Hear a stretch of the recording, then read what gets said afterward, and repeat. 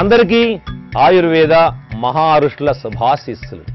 ప్రియాతి ప్రియమైన మా బిడ్డలారా, వరుసగా మనం కేశ సౌందర్యం గురించి అనేక మార్గాలు తెలుసుకుంటూ ఉన్నాం. ఈరోజు చాలా మందిని పట్టి పీడిస్తున్నటువంటి పేను కొరుకుడు అనేటువంటి సమస్య. ఇది ఆహారములో సున్నపు ధాతువు తగ్గిపోవటం వల్ల, అంటే వెంట్రుకలకు అందవలసినటువంటి సున్నపు ధాతువు అందకపోవటం వల్ల తల మీద వెంట్రుకలన్నీ రాత్రికి రాత్రి ఇట్లా గుండ్రంగా కానీ అక్కడక్కడ మొత్తం రాలిపోయి అద్దములాగా నున్నగా అయిపోతుంది. కొంతమంది కనుబొమ్మలు కూడా ఊడిపోతాయి.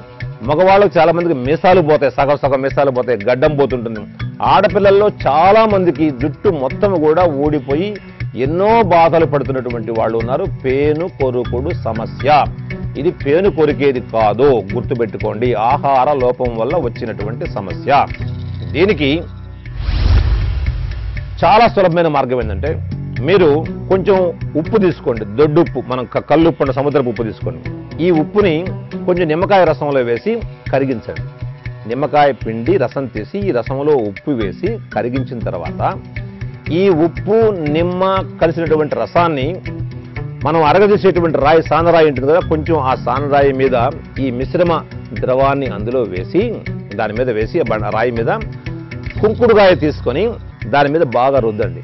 కుంకుడుగాయతో బాగా రుద్దుతూ ఉంటే ఈ కుంకుడుగాయ గంధం వస్తుంది. ఈ గంధాన్ని మనకు ఎంత అవసరమో అంత తీసుకొని రాత్రిపూట నిద్రపోయే ముందు దీన్ని చక్కగా తలకు ఎక్కడైతే వెంట్రుకలు ఊడిపోయినాయో దాని మీద లేపనం చేసుకోవాలి. తలస్నానం చేయకూడదు. ఒక వారము రోజుల వరకు తలస్నానము చేయరాదు. రోజు రాసుకుంటూ ఉంటామే. ఈ విధంగా వీలుంటే 2 పూట్ల రాసుకోవచ్చు. ఇలాగా 2 పూట్ల రాసుకుంటూ వారానికి ఒకసారి స్నానం చేస్తూ ఉంటే ఎక్కడైతే గరుకు కూడా లేకుండా నున్నగా తయారైందో అక్కడ తిరిగి మరలా రోమరంధ్రాలు తెరుచుకొని లోపల నుంచి వెంట్రుకలు పుట్టమంటూ తిరిగి మరలా పుట్టుకొస్తాయి. అయితే రుద్దేటప్పుడు కొంచెం గట్టిగా రుద్దాలి. కొంచెం ఆ విషయం మర్చిపోవద్దు. ఒకవేళ మంట పుడితే కొబ్బరి నూనె రాసుకోండి. 1 రోజు 2 రోజులు మంట తగ్గిపోతుంది.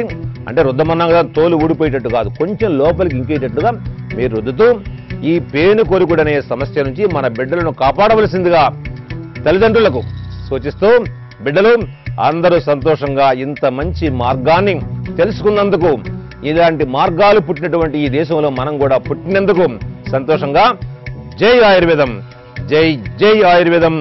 శుభం.